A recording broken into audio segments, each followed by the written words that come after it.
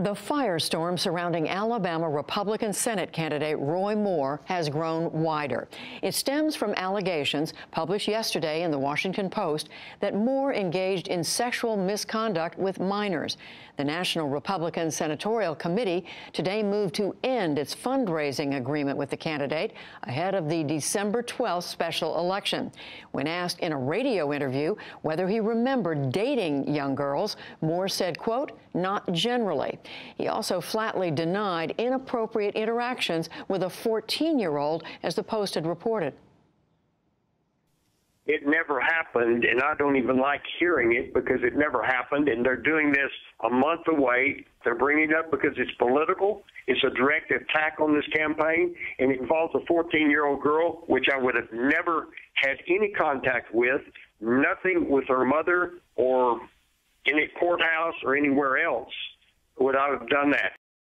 The Washington Post reported the accuser has voted Republican in the past few presidential elections. Also today, Alabama's Republican governor was asked if she found the account of Moore's female accusers trustworthy. She responded, "Why wouldn't it be?" These allegations are deeply disturbing. I will withhold judgment until we get the facts. People of Alabama deserve to know the truth, and then they'll make their decisions. Also today, Utah GOP Senator Mike Lee asked for his image to be removed from Moore's fundraising pitches. In another revelation coming in the wake of the Harvey Weinstein scandal, Olympic gymnast Aly Raisman said she is among the young women sexually abused by a former physician with USA Gymnastics. The three-time Olympic gold medalist told 60 Minutes on CBS she was 15 when she was first treated by Dr. Larry Nassar.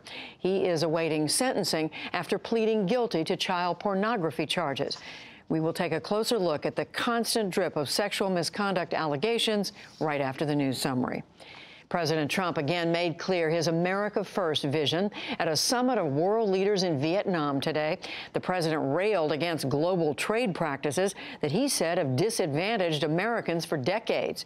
He said the U.S. won't enter into any more large trade agreements and repeated claims that past U.S. leaders were to blame for making bad deals.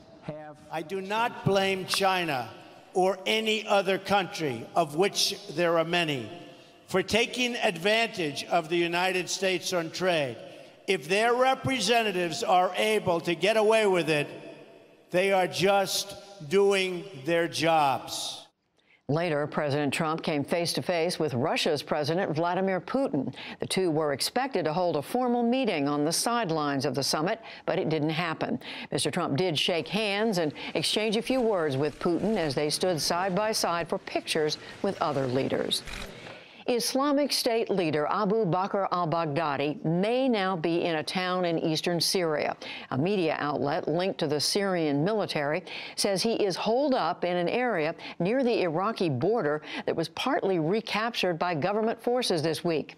Syrian opposition activists denied the claim, and the U.S.-led anti-ISIS coalition says that it had, quote, no releasable information on Baghdadi's whereabouts. There were new questions today about Lebanon's prime minister, who announced his resignation this week in a televised address from Saudi Arabia. Saad Hariri today denied that he is being held as a prisoner in Riyadh, but the Lebanese militant group Hezbollah disputed that claim, saying that the Saudis had forced him to resign. The group's leader called for Hariri's return. Lebanon's prime minister is detained in Saudi Arabia, and it has to release him. The Lebanese should work to bring him back to Lebanon, and then it is up to him to go wherever. Maybe he wants to go back to Saudi. It is his call. Meanwhile, U.S. Secretary of State Rex Tillerson said that Hariri should return to Lebanon to make his resignation official. He also said that Lebanon should not be used as a venue for the region's proxy conflicts. The special counsel's Russia investigation is said to be taking aim at possible dealings between ex-National Security Advisor Michael Flynn and Turkey.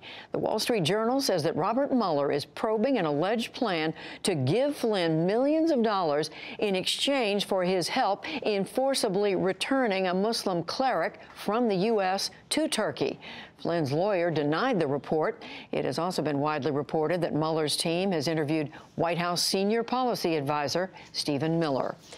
The government says that more than 600,000 Americans signed up for health coverage in the first week of this year's Affordable Care Act open enrollment period. That puts sign-ups at least on track with previous years, despite President Trump's claims that Obamacare is collapsing. Some 77% of those consumers were renewing their coverage. And on Wall Street today, the Dow Jones Industrial Average lost 39 points to close at 23,422. The Nasdaq rose less than a point, and the S&P 500 dropped 2. For the week, all three indices fell a fraction of a percent.